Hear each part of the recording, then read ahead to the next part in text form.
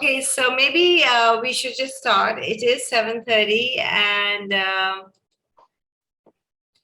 the whole session is going to be about, is art and design the right course for you? And if it is, how do I move forward?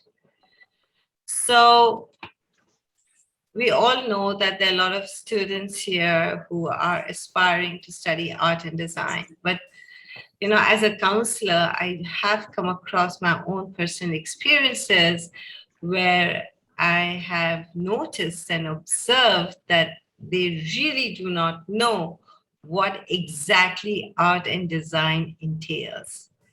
So I thought that no one would be better than the top eminent professionals and counselors from the top schools to give this advice as to what to do and how to do and whether it is the right thing for you to do. So before I would just like to introduce Ednet first okay, so I have to, yeah. Oops, sorry. So I'm going to be the moderator, and I'm the founder and the director of Ednet Consultants. And I've been working as an education counselor for the past 20 years. Makes me feel so old. And I started at Net Art School in 2004, and my first visit was to Parsons. Everyone, put your phone on mute, please. Yeah. Yes, thank you. And in 2004 was the first art school that I visited was Parsons, the new school. And I met Mike there, and I still remember that day.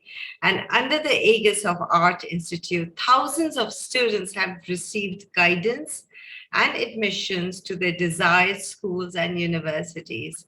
And I don't think that it would have been possible without the help and the support and the feedback of all the top schools, all the design schools of the world, whoever I've engaged with. So what does Ednet Art School do? It explores and experiments. This is what I have learned.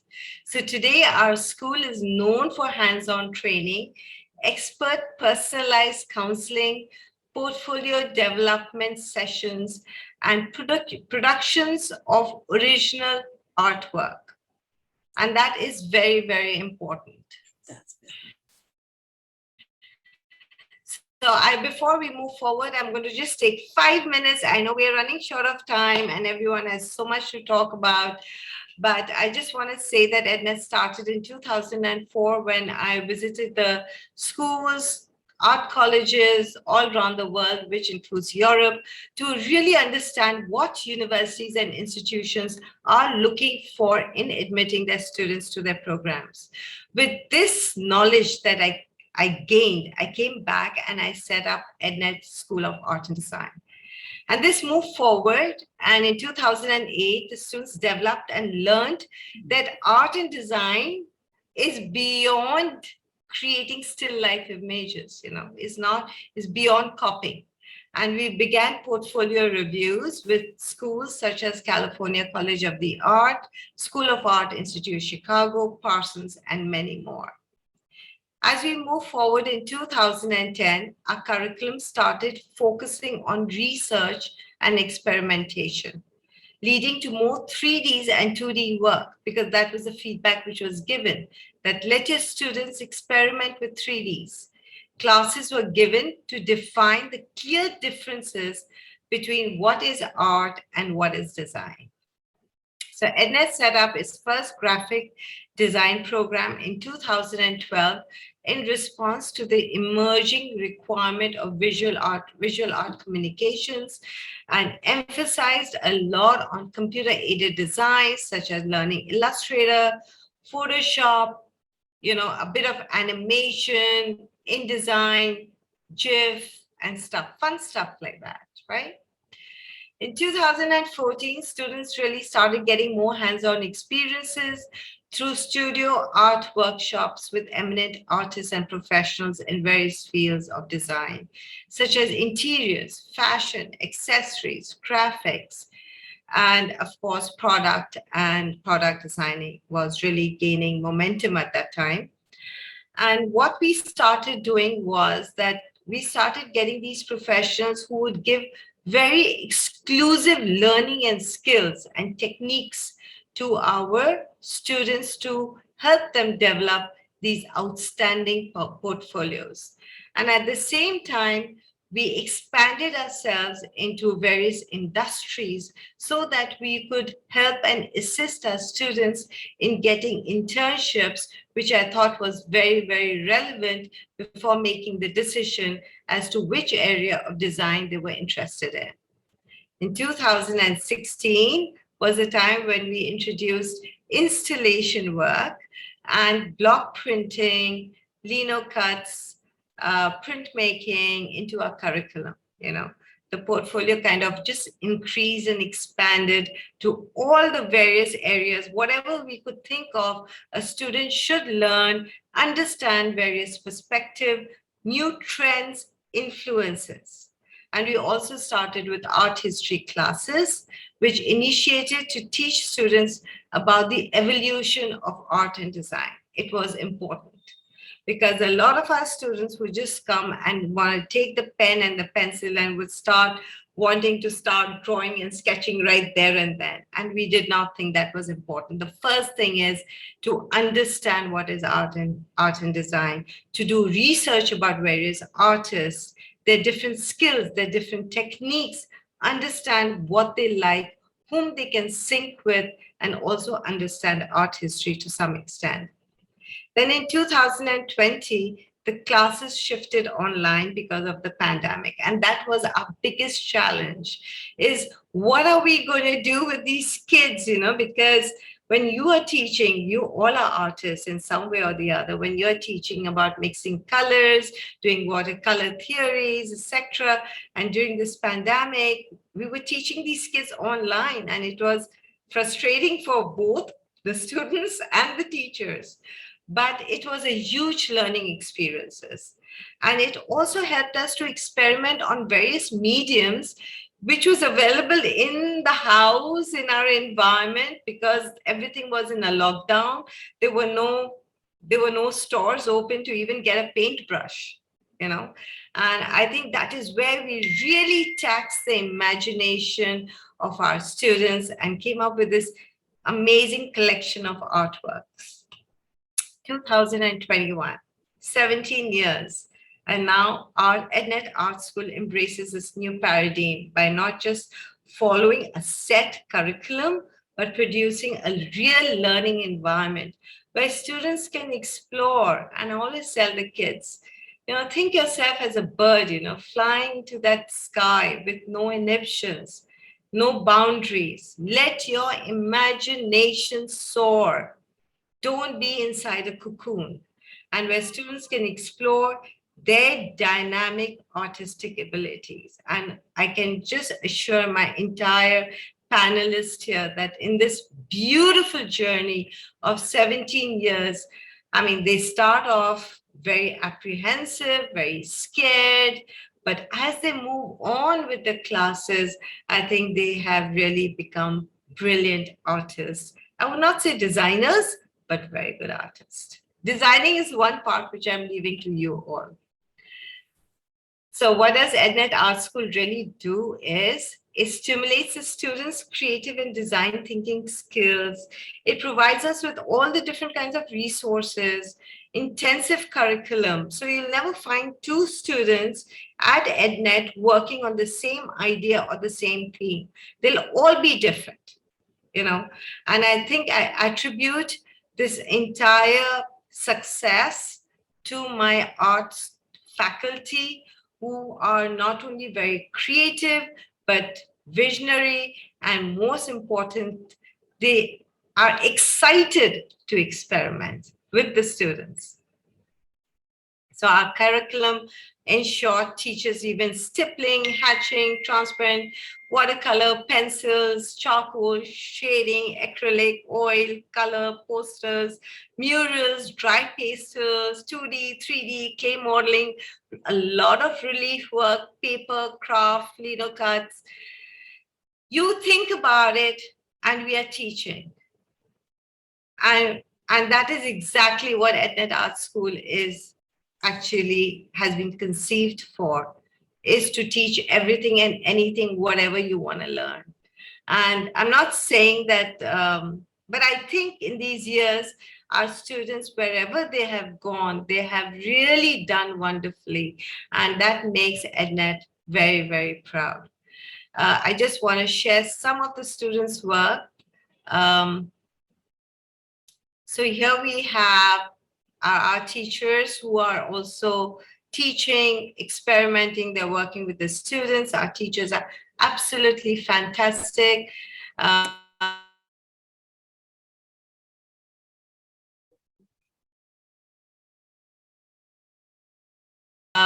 Some of the fashion, and we do try to let the students imagine, and of course a lot of research work. I can't say that these models are up to the kind of work which you all do. I'm not saying that, but yes, they have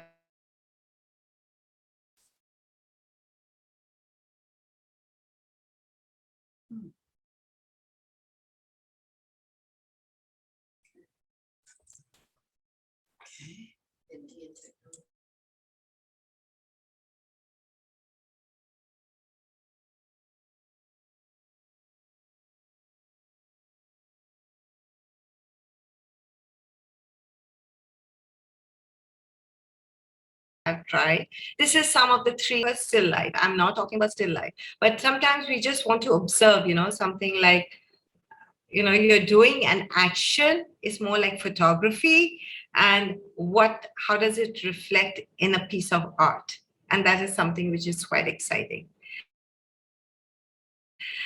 These are some of the product design pieces which the students have got inspiration from and they have created. And that's all I have to say about EdNet Consultants. Now, having said this, I would like to personally invite and thank you all for being here, our panelists, Kathy and Lisa from FIDM, Anna from California College of the Art, Lauren from Parsons, Sarah from Paris College of the Art, and Humaira from Lasalle College of the Arts. And thank you so much, Humaira, because I know it's 10:30, something like that in the night there. And Kathy, I know it's 7 in the morning in LA right now. So here, I just want to introduce Lisa is the Director of Admissions at FIDM. Kathy is the Assistant Director of Admissions. Humaira is, of course, a Senior Executive for Student Recruitment at LaSalle. And then we have Sarah, who is the Executive Director of Admissions, and then Lauren, who is a Senior Admissions Director at Parsons. I would now stop the screen here and I would like to start the session. So before I start the session, as you all know, that I have certain questions, which I'm sure many of us students would want to know and hear from you.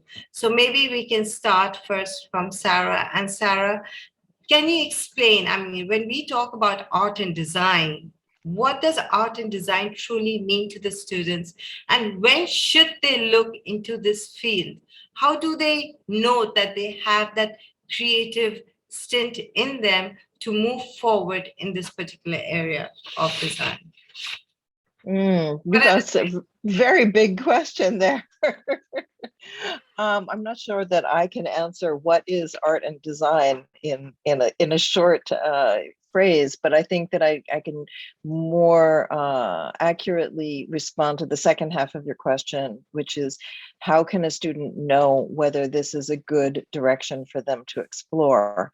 And my answer to that question is really that they, if they love being creative and love making visual art, visual design, then it is a great place for them to explore. In my earlier career, I worked at Parsons School of Design as the director of career services. And in that role, I worked with students, on the other side of the experience from admissions to on the way out.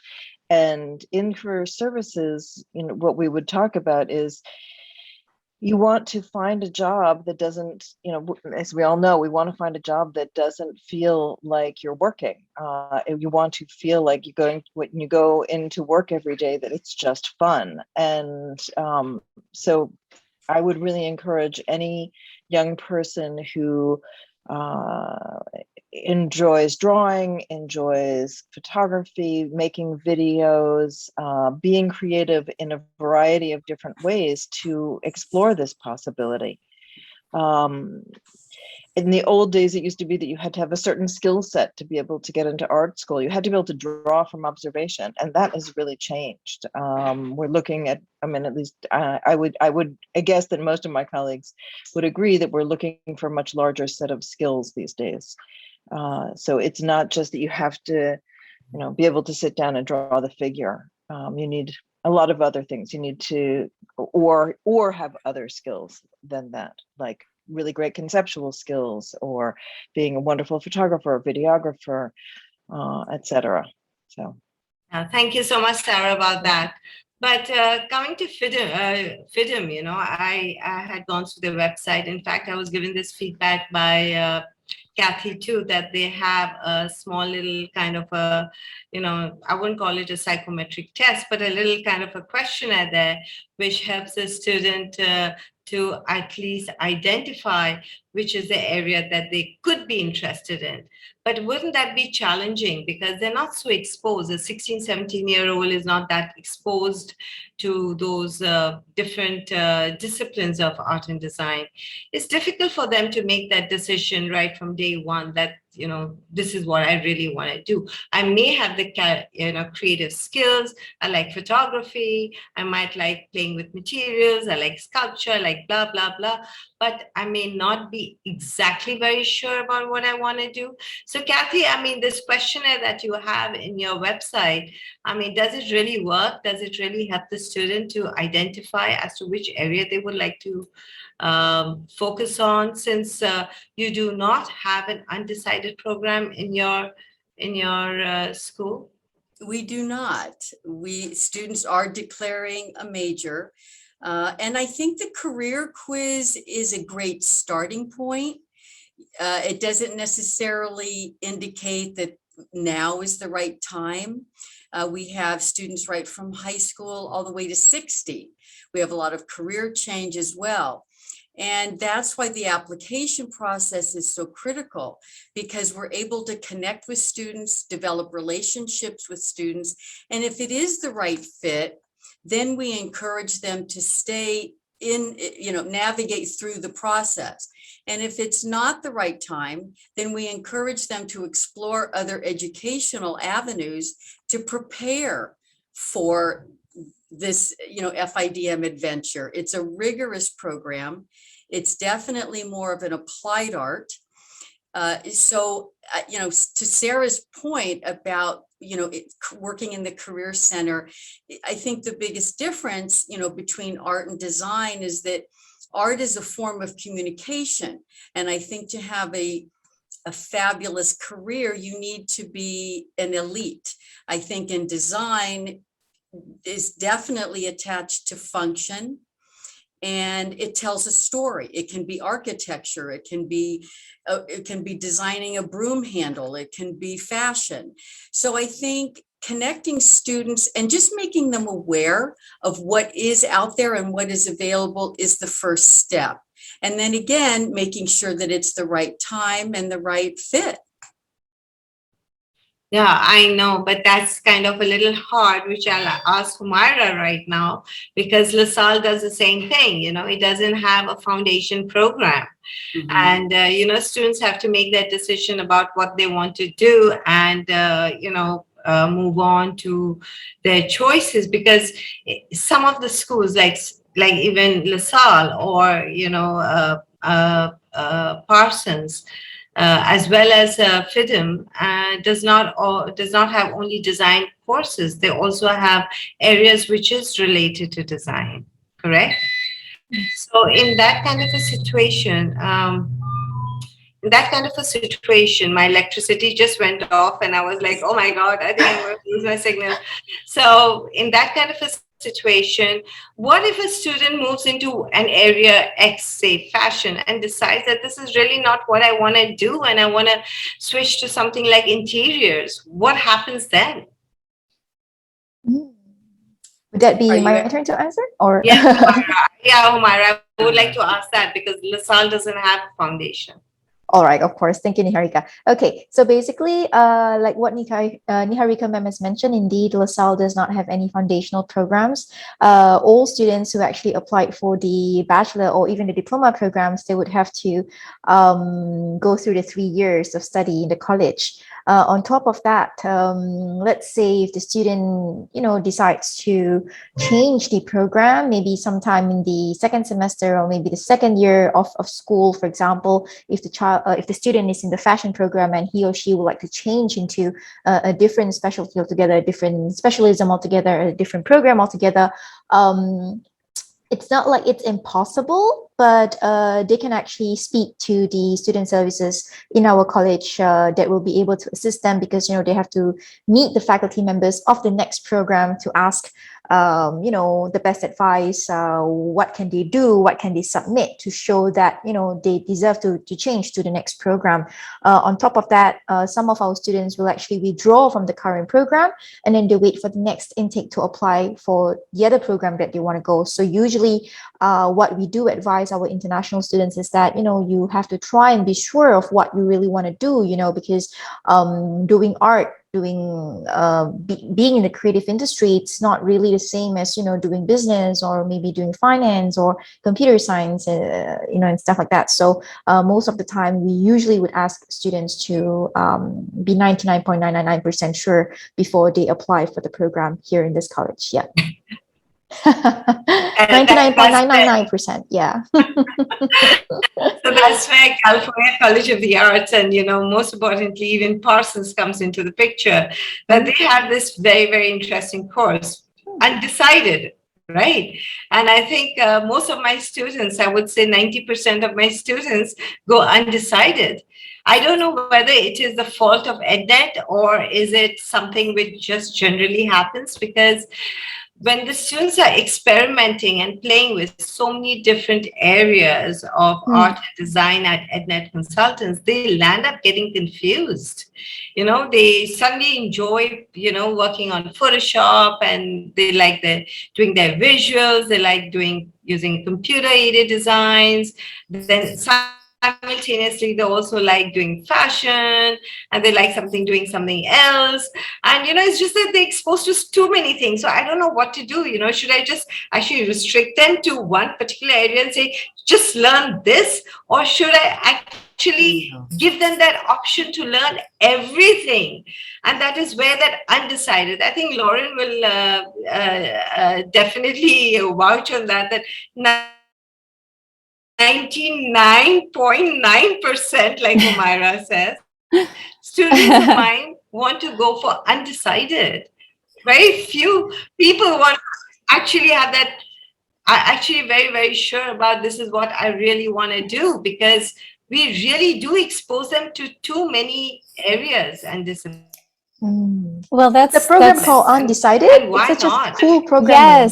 yes, it's such an interesting experience. At EdNet, I feel like the more that you're exposing students to different ways of working, the better it is for the student to have that introduction to different ways of expressing themselves. And certainly at Parsons, we do have a lot of students who are in the similar situation where they're just not quite sure which pathway makes the most sense for them right out of the gate. So we do have a first year experience that all students participate in if they declare a major or if they choose to be undecided. And that first year gives them many opportunities to experiment and mix and kind of remix their own interests and design practices.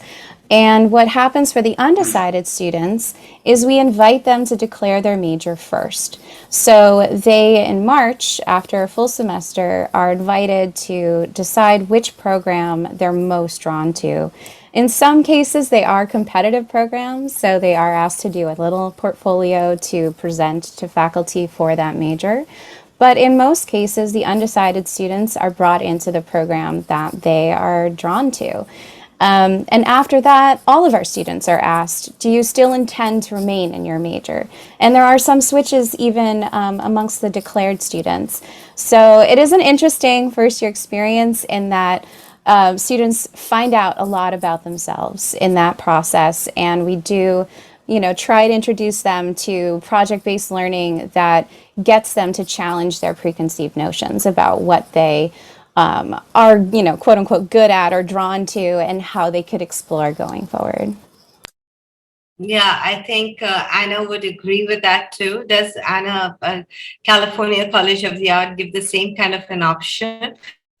I think Paris College of the Art does that too. They have a foundation program too. Yeah, so we, don't yes, they? we Right, have a Sarah? foundation program. they We have a foundation program, absolutely. Our head of Yeah. foundation is quite adamant and has a very strong approach to foundation and the importance of that interdisciplinary year to prepare students for then making the decision. And we work with them throughout that year to help them to think about where they can put their skills to best use.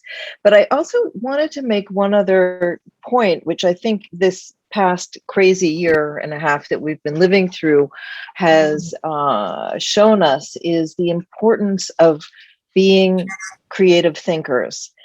And there are many students who go to art and design school who actually don't end up becoming an artist or a designer.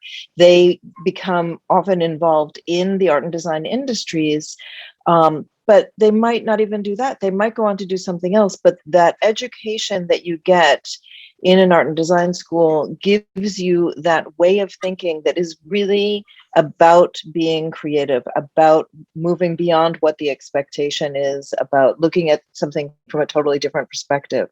And so it is a transversal skill, which we clearly were, all in need of this year. Yeah. So I know, but I just noticed that most of the universities, like for instance, in the United States, do have that option, maybe because it's 4 years, to give the students the flexibility of going undecided and moving and switching their courses, which kind of makes them very comfortable.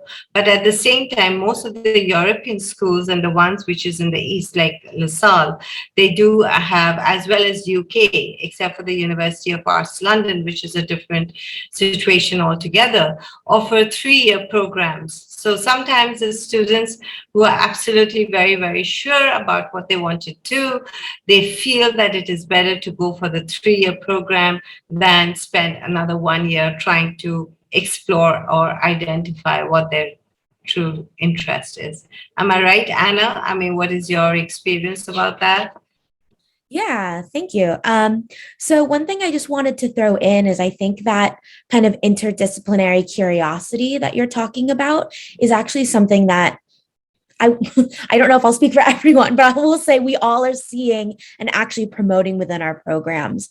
And so I think that's actually something that's really exciting. And so, not feeling like you have to be limited, that idea of actually wanting to expand beyond even the expected is really something that is exciting that we want to continue to promote in our students.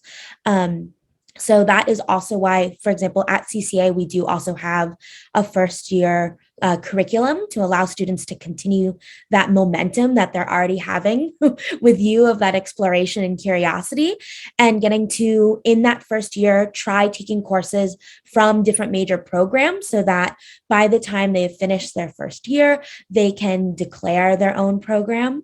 And then on top of that, we want to actually keep that exploration going. So even once you've decided what your major is at CCA, we have written into our curriculum curriculum, that you still continue to take classes outside of your major and really learn to try out those different facilities, art forms, and perspectives that are brought in from those different major programs, and also get to fully experience the different facilities and opportunities that we have. And I think that's another thing too that's helpful with the first year program, is that you are able to explore all these different mediums that you may not have even had access to while in your high school career. And so by going to an art school, you have these amazing facilities and professional grade opportunities that you definitely want to also explore and see how that can help you find the right program or solidify the approach or major that you're interested in. So those are just some things that I'll throw out there. I do see some of the other panelists have things they want to share,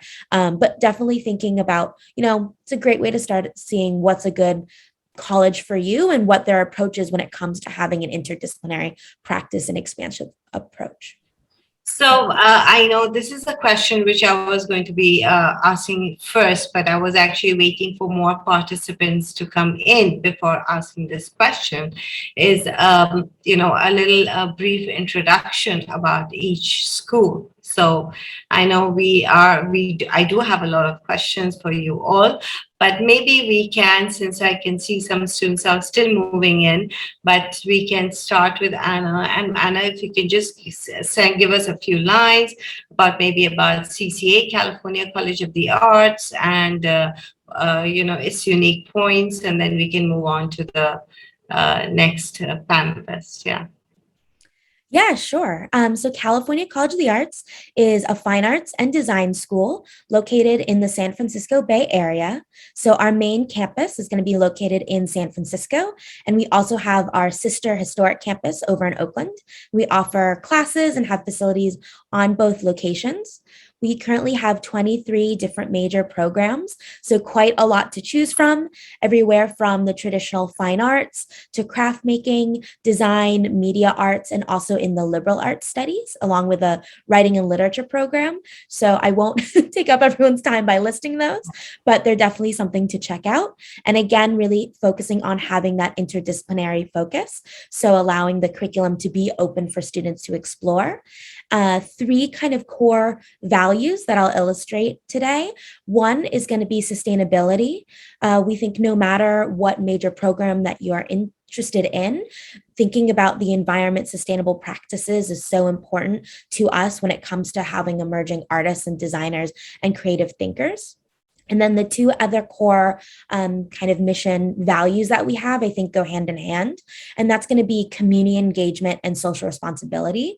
And so something that's really important to us at CCA is not only having our students grow as technical makers and craftspeople, but also understanding that as artists, you're part of a larger community and contribute to culture and problem solving. And that idea of being aware of how, as a maker and a unique person with a unique experience, you are bringing something new to the table and engaging with others.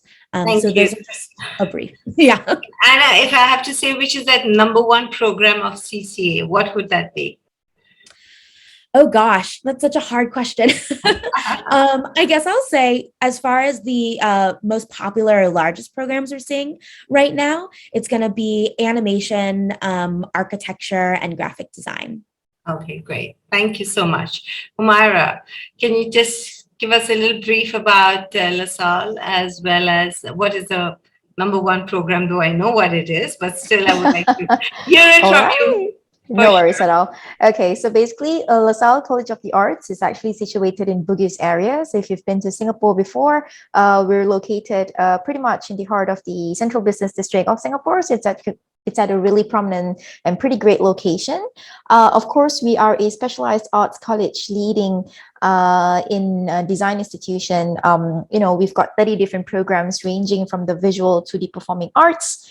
And the thing is about LaSalle is that similar to CCA, we also actually offer interdisciplinary creative collaboration. So for example, if a student is in a fashion program, they can also actually maybe collaborate with students from the musical theater program to maybe design costumes and stuff like that for their performances, vice versa. So it's a pretty great student culture, our student learning culture in LaSalle.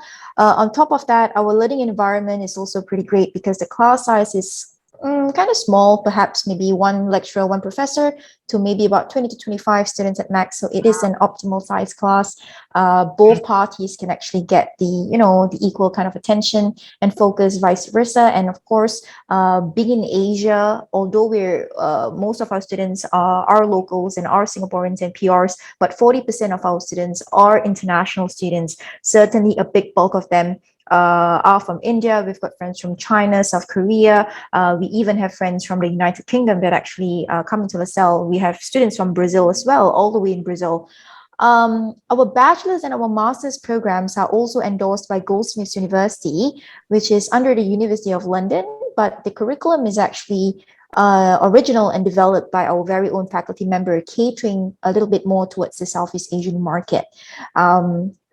We've got master classes, internship opportunities for both our diploma and bachelor students to complete one semester of internship. And they are also paid in Singapore dollars for that 4 to 5 months or so. And the popular program in LaSalle every single year without fail is the Bachelor's in Design Communication. So the number of application, I think Niharika ma'am would know already. So many students from India actually apply for the BADC Design Communication program here in LaSalle. Every single year, it's the same thing. And I always thought even interior design was really very, very popular at LaSalle. Okay. Actually, interior design kind of comes in second. So, Okay. DC first, IB second, and then the fashion programs and animation comes in third. Yeah. Good. Thank you so much, Humaira. Of course. Sarah, what do you have to say about Paris College of the Art? I still have to visit that school. I visited all the schools, but I haven't visited PCA yet. So PCA was established in 2010. So we're a very new school, relatively new school, but we used to be, before then we were affiliated with Parsons, so we have a kind of longer history as well. We are located right in central Paris, and in an area of the city that's known for designers and artists and film companies. And at this very moment, if I look up out my window, I can see Sacré-Cœur from right here.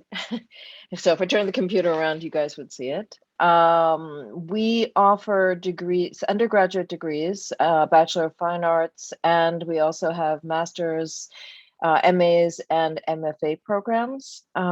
So in the undergraduate level, as I said before, we start with the foundation year, and then students get to choose between communication design, fine arts, fashion design, interior design, or photography.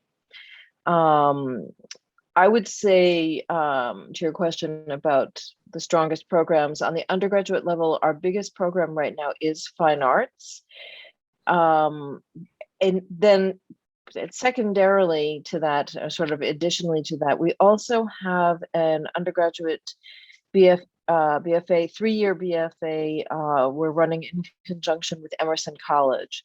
So in that program, students can, that one is the only one where they don't do a foundation year, and they actually complete the program in 4 summers and 3 academic years. It's a really intensive program. But so that's a program in film art, and for students who want to go into film as a creative career. So thank you so much, Sarah. But what about FIDM, Kathy? What do you think is FIDM's unique program, and what about its strengths, as I would say, when it comes to FIDM at LA, Los Angeles campus?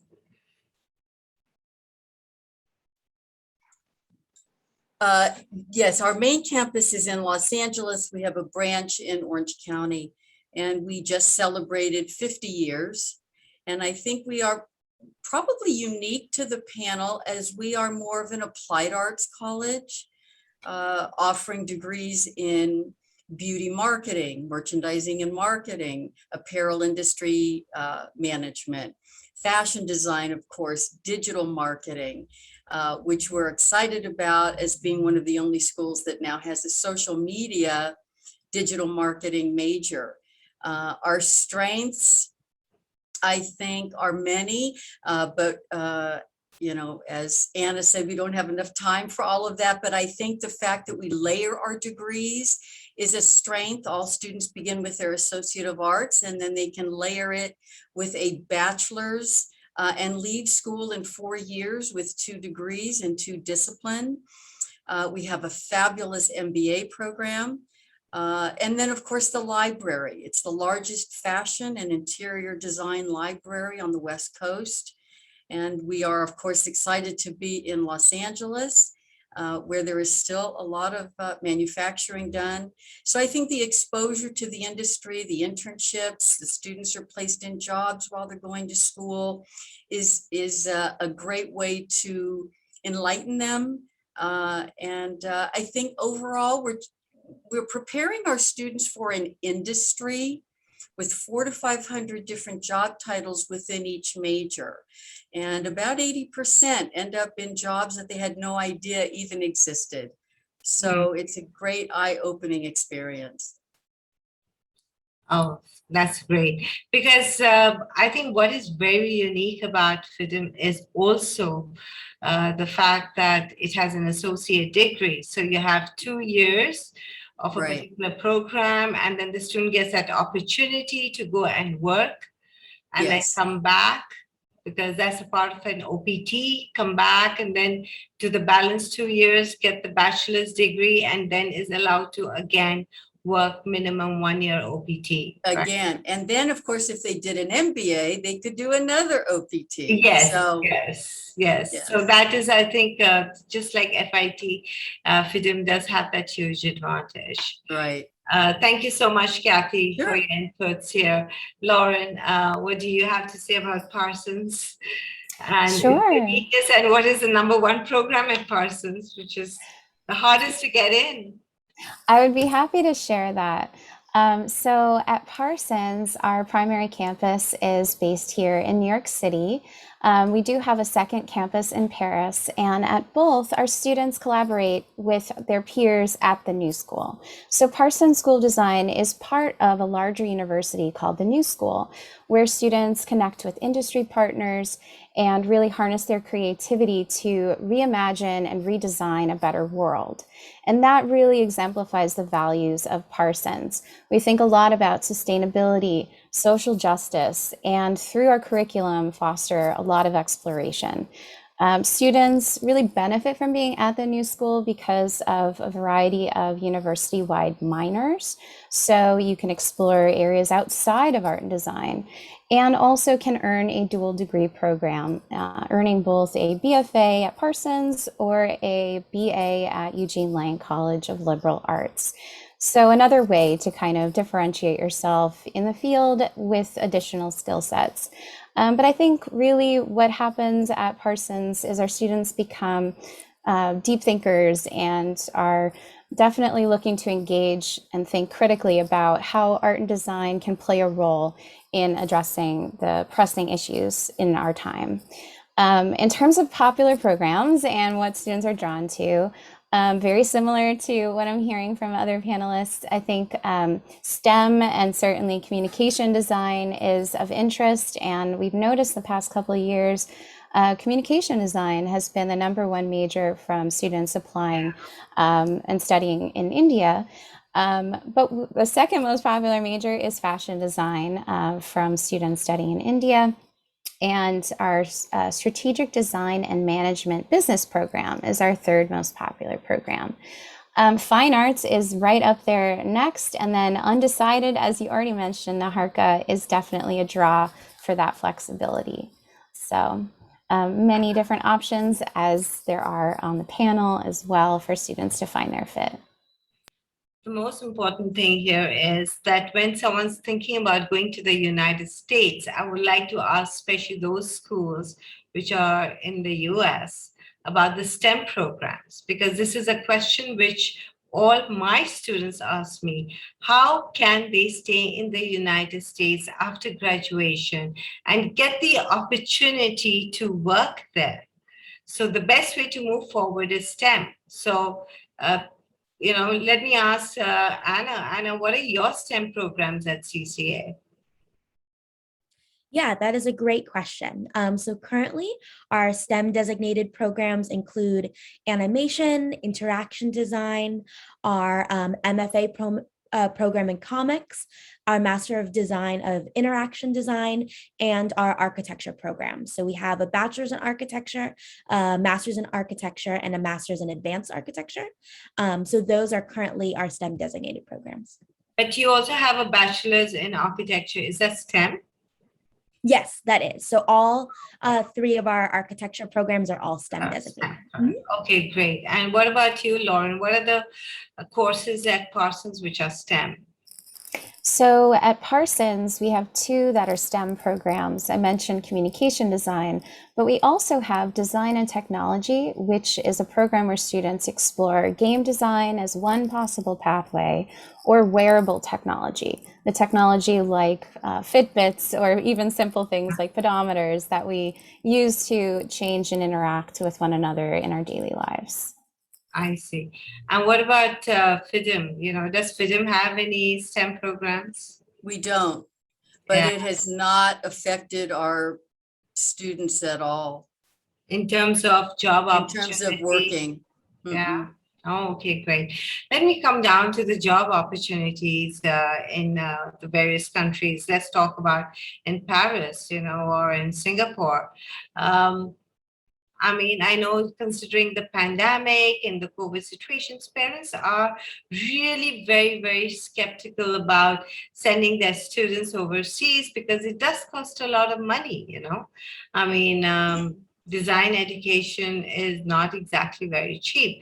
So what are the kind of opportunities that they can have to stay behind and get some kind of a professional experience? What is the kind of policies that the government has right now where Paris is concerned, Sarah, for the students to stay after graduation? So in France, when you're an international student, you can stay for a year after graduation as in doing a stage. A stage is an internship. They have to, by law, they have to be paid. They can be minimally paid or very well paid. It depends on the company, but they are required to be paid. And what happens is the student actually maintains their student status are allowed to maintain their student status for a year after graduation in order to be able to do a post-completion year in an internship. And so we have students in both on the undergraduate and the graduate level who who stay beyond their final year and work, and sometimes do succeed in finding companies that will sponsor them. But if not, I think that 1 year of work experience in France after graduating, when they return home, is invaluable in terms of putting that on their CV that they've worked here. Yes, of course. Yes. What about in Singapore, Humaira? What is the situation right now? In Singapore. Okay. In terms of COVID wise, I think we're pretty much okay. All right. It's pretty stable here. I think people have also started to dine out and all of that. But the thing is, in Singapore, it's still regulated to wear a mask at all times. So on top of that, with regards to the chances of students staying behind in Singapore, for job opportunities, for the student visa, at the moment, the study time is over, and the moment a student graduates, the student visa will cease to expire as well. So what happens is, if a student would like to stay behind in Singapore, they would have to apply for a long-term visit pass or a social pass that would actually let them be here in Singapore for about a year as well. In that 1 year, if students manage to get a job, then of course the particular company or the organization of the student would actually apply for like an employment pass or a working permit for the student. So that's already beyond us. at the end of the day, most of our students, they have to do that compulsory internship, be it if they are in the diploma program or in the BA program. So this internship opportunity actually creates the chances for them to, be exposed to the network, be exposed to the connections, be exposed to the working industry prior to graduation. We also have the LaSalle Graduate Showcase, okay, especially for final year students to showcase all their final year works, and it's open to the public. So a lot of people from the creative industry would actually come over to view all of these students' works, and possibly do some sort of employment poaching. They have a name card and all that for them to give them a call.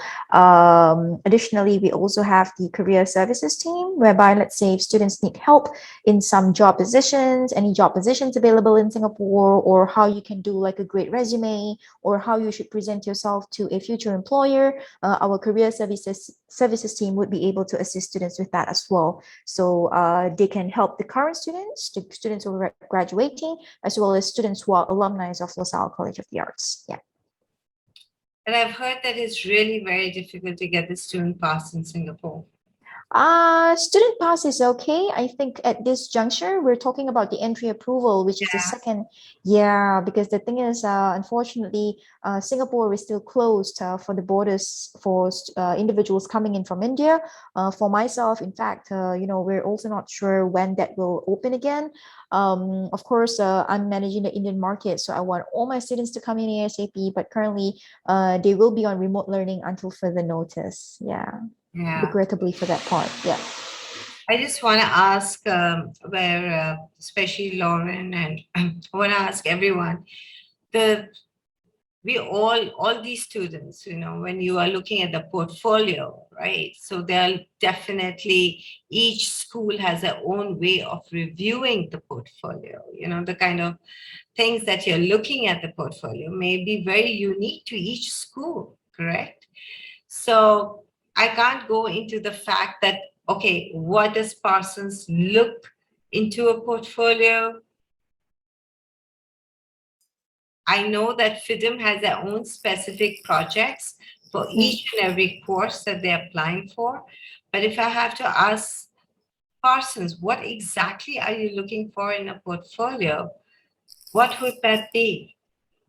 Well, this is the question that I'm sure we all get all the time, and students are looking for that perfect recipe of A plus B equals admission. And really, I think at Parsons, we're so excited to see a student's personal voice. That is the piece, the element, that special sauce that we're looking for a student to showcase. The portfolio should really be a reflection of who you are, of your interests and your values. So guiding that kind of curation, you'll be focusing on work that's conceptual. And for Parsons, we actually do not require any observational work.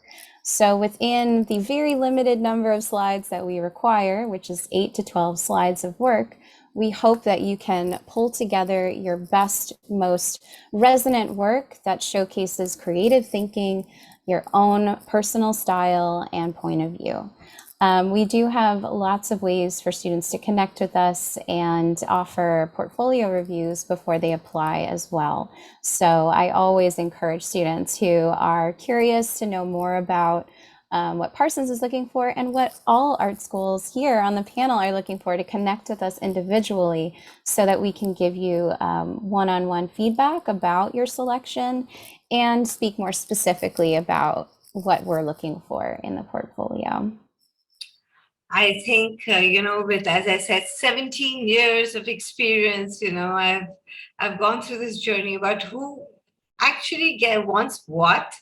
And thanks to the school and the university and the feedback that I've received, I feel that somewhere or the other students have been able to bring forth their own inner projections in their artwork and able to express. Because there's so many times when the students are sitting and using some other students' art, any other artwork, and feeling that they've created something really magnificent by copying another artist, but or just doing something which is really not relevant to them, or there's no connection between them and that artwork. And that's when I always advise a student that it has to be about you. It has to be about your inner self. It has to be meaningful to you and not to anything else. Having said that, thank you so much, Lauren, for providing us. We have the scholarship issues and situations also.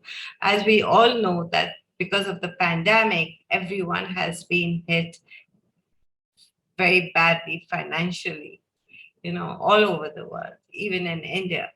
And each parent is coming to us and asking me about what could be the scholarship opportunities that I can get, how much do you think I can get, and what about financial aid? What do I do about the financial aid? When can a student apply for aid? And what is the difference between the aid and the scholarship? Let me start asking this question first with Kathy. Kathy, what is the kind of scholarship? Does FIDM even provide aid, or is it just pure scholarship? Well, now, are you speaking of federal financial aid, Niharika? Yes. Because that a student has to obviously be a U.S. citizen or be a permanent resident of the United States to qualify for any type of federal aid.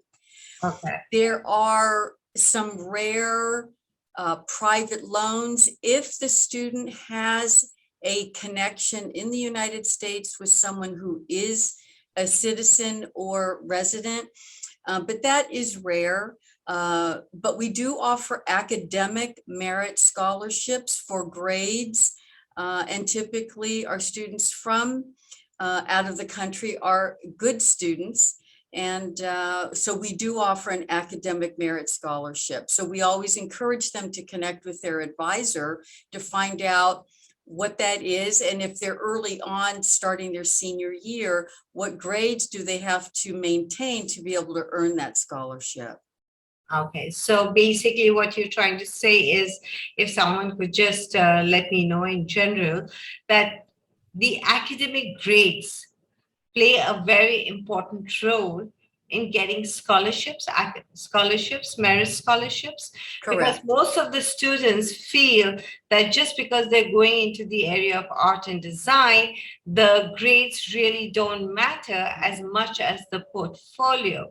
So if I have to ask this question, because we have 5 panelists here, that what is the role of the portfolio and what is the role of the grades and the kind of activities and the contributions that you have done in school or in the areas of art and design, or whichever discipline that you're going into where you have shown a strong sense of achievement or accomplishment, is your criteria for admission.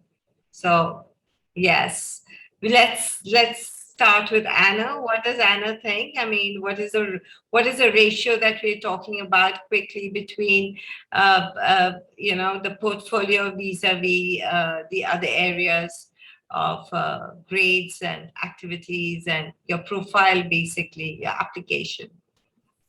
Yeah, so at CCA, our application review process takes a holistic approach, which means that we are looking at both your portfolio, your personal essay, and your transcripts, along with if you do include any outside activities or things along those nature.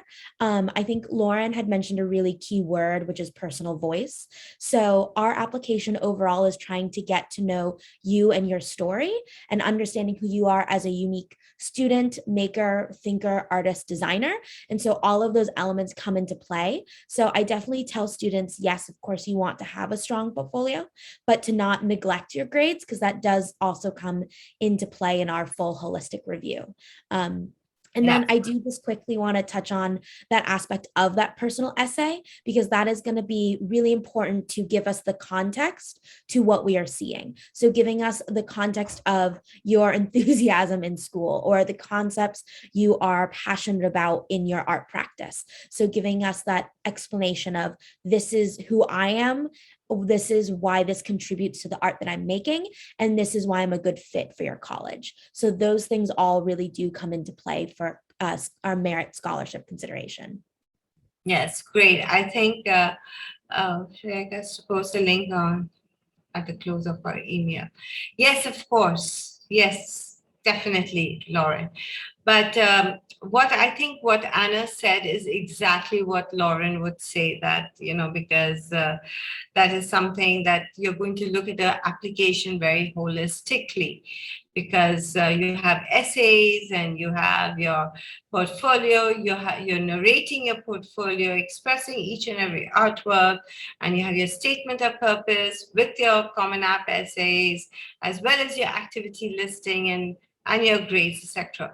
But that is not something which is there with Singapore. Singapore is looking at the portfolio more closely. Am I right, Amira? Yeah, pretty much actually. For Future Leader Scholarship, it's actually open to all nationalities. So regrettably, we do not have any financial aids available for the students because that is mainly for the Singaporeans or the permanent residents. Our international students will be able to apply for the Future Leader Scholarship after they have been offered the program that they have applied for. So usually for the assessment criteria that the scholarship team is looking at, it's pretty much academic records, okay, together with the portfolio or the audition and the interview or any other criteria as may be laid down from time to time.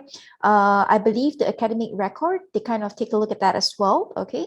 Outstanding track records or relevant experience in the chosen field, for example, if the student can actually demonstrate engagement in chosen field with activities outside of coursework, such as participation or achievements in external activities in school prior to higher learning, having a high level of maturity and strong leadership qualities. So usually for scholarship applicants, the moment the application has been received, the scholarship team will actually kind of arrange for like an interview. Most of the time it's done via Zoom because our international students are based overseas before they come to Singapore anyway. So there is some sort of like a committee that makes the decision. And for the value and tenure, it's not a full scholarship and it's actually applicable for a yearly basis. So you have to apply every single year. And for new students, they are eligible to apply for the Future Leader. But the moment they go into their second year, for example, there are other scholarship options for them to choose from being current students. So it's always good to wait till the second year and reapply for another type of scholarship that may cover a bigger portion of the school fees. Yes. That's something which I have also seen. And but again, it all depends upon how much of scholarship we are ready. I know during this pandemic period, every school is even starved for resources. Is not available the way it was earlier, and it is maybe the number of scholarships and the quantity of scholarships which is given is also really hard. Paris College of the Art has been quite generous. Sarah, all my students have got scholarships, and yes, definitely that is there. But they're also looking very closely at financial aid. So, basically about how much the financials, how much what is the kind of minimum financial the students parents need to have to be able to apply for such an aid. I think for the US it's like something like $60,000 or $65,000. Am I right, Lauren? For aid, scholarship. So for scholarship, in terms of the eligibility, I think it's quite similar to what we've been sharing from other schools in the US, that students are considered at Parsons for merit scholarship after a holistic review, and it does vary based on a student's portfolio and academic performance. But in terms of what a student is required to bring with them in order to begin studying at the States, that does kind of vary dependent on the institution. Oh yeah, but I know that Parsons also does give us financial aid. Also. Certainly. Our aid does range for international students by program. Some programs are more competitive, but we do offer merit-based scholarships to exemplary students who are both strong academically and creatively. Great. Thank you all so much. We have a lot of students here who are waiting to ask questions. So I've basically asked some of the questions, though, of course, we're looking, I have one question, one last question. Looking at the pandemic and looking at the economy, I mean, where do you see where job opportunities are concerned for international students? Do they really have a good chance if they're really very well talented? Sarah worked in the Career Center at Parsons, I mean, she knows exactly what is the kind of profile or what is the kind of exposure and experiences or internships the students must have or avail of to be able to get better opportunities for job. So what do you all think? Do you think that these kids have a chance in your countries to get some employment opportunities? Yes. In LA, Kathy? Absolutely. And in fact, during the pandemic, we still had students doing remote internships. So no question. Okay, great. Thank you. That's a big thumbs up. Right, Sarah? What about Paris? Oh, great. Humara. Oh. Anna is already Double got her thumbs. hand up there, and Lauren's also good. Okay, that's absolutely fantastic. I'm going to be asking, like, I'm sure there are a lot of students here who would like to ask questions to the panelists, and we can start with one by one. And whoever wants to hand, please raise your hand first. I think whoever is handling I think Vishal, if he's here, or Jishlo could manage the students who are wanting to ask the questions, because my screen is not taking everyone in. Maybe they want to put it in the chat. And I don't have a hand. Does anyone have any questions? Riddhi or Ananya, there's so many of y'all. Anyone has any questions? Hey, what is with y'all? Y'all don't have any questions? Doesn't say it.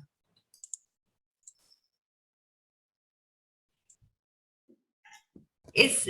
Can everyone hear me? Do anyone have any questions? I think Sarah has to leave. So Sarah, thank you so much for being here with us. But I would like to if everyone can, Sarah and Humara, Anna, Lauren, and Kathy could put your contact details here. I don't know. So we'll just leave it in the chat box. Yes, could you put it in the chat box? I'm sure a lot of the students would want to know your contacts details.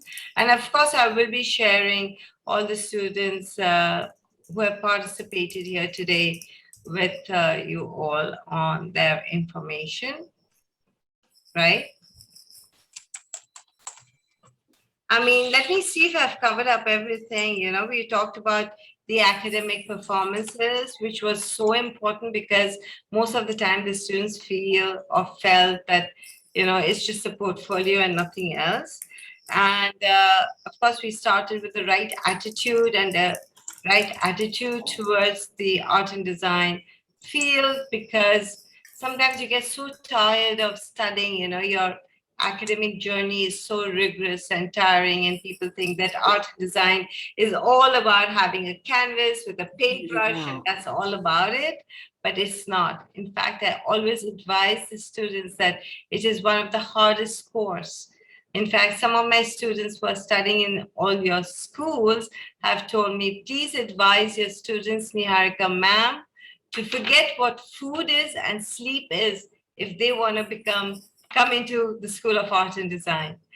And I don't want to scare everyone, because these are students who need to understand that we need to have a good balance between my academia as well as my portfolio and what I need to do, my research. Don't be scared to experiment. So as a closing statement, I would start with, of course, Anna, what do you want to say as a closing statement to our students here? As a closing statement, I first just want to say thank you to everyone for who is here to listen and learn more about, exploring in the art design fields. I think it's really amazing to be able to have the opportunity to hear directly from, these different colleges that you may be interested in, and just know that we are all excited to continue to work and meet with you. So, we have opportunities for you to meet with us, maybe one-on-one or do a portfolio review. We want to give you feedback and help educate you so that you can make the right choice. And if you're interested in CCA and learning more about us, I did put a link into the chat so you can receive more information. And we'd love to welcome you to the Bay Area and see you in San Francisco, and help you get all the way through that creative journey. So thank you so much, Anna, and I really appreciate your participation here today. Fresh inputs about CCA. I know there were times when we would hold these sessions at EdNet, but times have changed right now, and this year the students are going through a very, very tough time, and I want to explain this to all of you that CBSE has now broken their exams into two parts. So the exams used to happen in March 2022, and students would have enough time to prepare for the portfolio this year. But right now they have broken it into two parts. That means 50% of the national board exams are going to be conducted in November, December. And that is the time when we have the submissions of the students' applications. And then the second half will be conducted in the month of February, March. And in September, they have their midterm exams, so they're busy studying. And right now they have unit tests. So they are like really, really crunched for time. And my question is that if they apply early, do they have that big advantage of admissions, or do they have that huge opportunity for scholarships if they do an early application? So, I'll speak for CCA. We have an early action deadline that students are welcome to apply for, but this does not necessarily affect scholarship at CCA. For us, it's simply for students that want to apply early and receive their decision as early as possible so that they can then make an informed decision about what school they want to go to. For us, the main deadline to look at is going to be our fall enrollment priority deadline of February 1st. And that is to make sure that you're eligible for all possible merit scholarship consideration, which of course is the most important for all of us here. But yes, for us, we do offer early action, but it's just so that you have as much decision time. It's not necessarily going to affect scholarship awards. Thank you so much, Anna. Humaira, you want to have a closing statement and tell me about this too? Yeah, sure. Maybe to start, I would like to thank everyone in joining us for this webinar tonight, especially hosted by Niharika ma'am and the team from EdNet. Apologies really for the into bed look, because after this session, I'm jumping right into bed. So my mind, because I worked in the office today earlier, so my mind is a little bit tired as well. So that's why I started a little bit earlier. I realized that just a few minutes ago. I usually don't really stutter, but because of, it's pretty late here. It's going to be 11:30 already. So that's the reason why I almost, I just couldn't really talk so well. Apart from that, I think for art and design students, I think earlier on the students mentioned to Niharika ma'am that, they don't get sleep, sleep is the impossible for them. But actually, I usually advise my students, I think you get the same amount of sleep, maybe just an hour or two lesser than normal people. So I think it's not too bad, really. Yes, of course. But do you think, Hama, they need to apply by October, November? You're always encouraging the students to apply as earliest as possible, because you do have a very small class size, right? Yes. And it's going to be difficult this year. We're going to be facing a lot of challenges this year because they have one test after the other, starting from next month all the way down to December. So we're just trying to figure out as to how this, and before this, Delhi was in a lockdown. Yeah, I understand. So, Like, yeah, the news of students having to go through the exams for the 12 board exams is actually pretty new to me. I just know of this information today from oh, you. Okay. really? Okay. Yeah. Okay. So I think, yeah, Yeah. so Well, what I've been happened? pulling my hair, you know what I mean? Trying to tell these kids to work as hard as possible. I Yeah. think I'll be pulling my hair on Monday when I return back to the office. So, usually for us, the applications will open in October, and I think as per previous years, it remains the same since we only have one intake every single year, which starts in August, as you would have already known. So, let me just discuss with the team to see what kind of different arrangements we can do that we can possibly do. And then, of course, I will update everyone in due course, especially the team from MedNet for sure. Yeah, Sure. Thank you so much. of course. And yes, before we, you're not going to go to sleep right now till my session ends, Of course right? not. I'll be here till it ends. Okay, great. Kathy, what about you? I mean, what do you have to say? Well, we interview year round based on class availability. We do have a priority deadline of January 15th, but it has no bearing on scholarship opportunity. That is year round. So, it's to really service and provide admissions decisions for students who know that this is where they want to be and want to pursue their decision early. And then I think Lisa wanted to have just a few closing remarks. Hi, I wanted to Lisa. say hi. Thank you all for joining in, and thank you, Niharika, for putting this together. And I want to wish all the students the best of luck. And there's so many exciting opportunities within the fields of art and design, and you have so much great things to look forward to. You've got a lot of great information today from all the different schools. And I think the most important thing is, to do research, to reach out to the individual schools. We have, like I'm sure all, colleges, we have a great admissions team here that we do work one-on-one. So we're very relationship based. So please feel free to reach out to us. We're more than happy to assist you. We could connect you with one of our current students from India, should that be, of value to you to know what their experience is. So again, I wish you the best of luck, and we look forward to seeing you at FIDM. Thank you so much, Lisa, for being with us right now here today. Thank you. And thank you very much. And Lauren, what do you have to say? Well, I'm just going to echo my colleagues, and really, we so are appreciative of your time and your attention and all of your really thoughtful questions. So I just want to thank everyone for joining us today. Here at Parsons, we're also excited to connect. So if you would like to get more feedback about your work, if you're in terms of deadlines, if you're looking for that feedback, if you're looking to take more time, we always encourage students to do so. We do have an early action deadline, which is very similar to CCA, where it is not a binding decision. It gives you the opportunity to hear back from Parsons sooner and just get a sense of your plans a little bit earlier. It does position you to get that decision in December. The deadline is October 15th. Now, if that doesn't work for you, if you need more time, we certainly respect that and see many students benefiting from that. So you certainly can wait to apply with all of the priority applications in January. January 15th is the priority deadline. Either deadline is the same treatment for and same eligibility for merit scholarship. So there isn't an advantage in that regard. So really listen to yourself, listen to your instincts. And if you are feeling like you want more time, you should absolutely take it, because it will only benefit you for a Parsons application. So looking forward to keeping in touch. And Niharika, thank you so much for inviting all of us to this panel. It's been so illuminating, and I've learned a lot too. So thank you. But I have a question. I always thought that the early action deadline for Parsons was November 1st, not October 15th. Did you prepone it by 15 more days?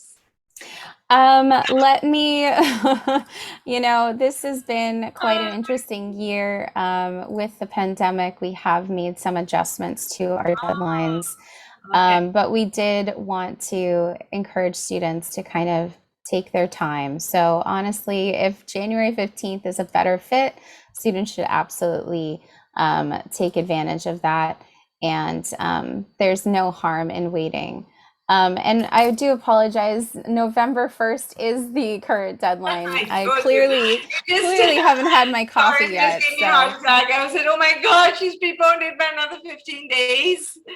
See, you're the expert in the room here, Niharika. It's always great having you guiding students. So apologies, so sorry. November 1st. Thank you so much. But of course, the students are all getting geared up. They're having the first review, their first portfolio review in New York City when I bring in their work next week with Parsons, since I'm just going to be coming to New York and then I'm coming back straight there. But we will be having our portfolio reviews starting from September, October. And I really look forward to each one of the schools to give you support for the reviews, because the students are very anxious. This time their work is completely different. And I don't know, I don't remember who told me this. I think maybe Lauren, you told me this, that every time I see your students' work is different. You know, you keep coming up with something out of the box, and that's exactly what I keep encouraging the students to do. And I think this time they have really tried to experiment with different materials, could be anything and anything, whatever they can lay their hands on. And their first, of course, portfolio reviews, which they're getting themselves prepared for, will happen end of September, first week of October. And thank you all so much once again for being with me here today. I really appreciate your inputs, and all these students here who are going to take back home all this information, and the parents who have been really stressed about a lot of issues. And I hope to see you all soon again. Thank you. And Anna, please give my lots of regards to Shiraz as well as Columbia. I could not see them here today. Right? I will. Okay, great. Thank you so much. Bye-bye. Bye. See y'all. Bye-bye. Thank you. Thank you, Lisa. Nice to see you. Bye-bye. Bye. Bye-bye. Thank you, everyone, for being here today.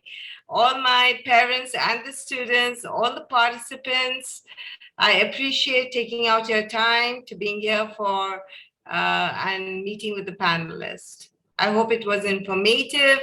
And if anyone has any questions, can definitely get in touch with the schools or get in touch with EdNet team, get in touch with me, whatever is convenient for you all.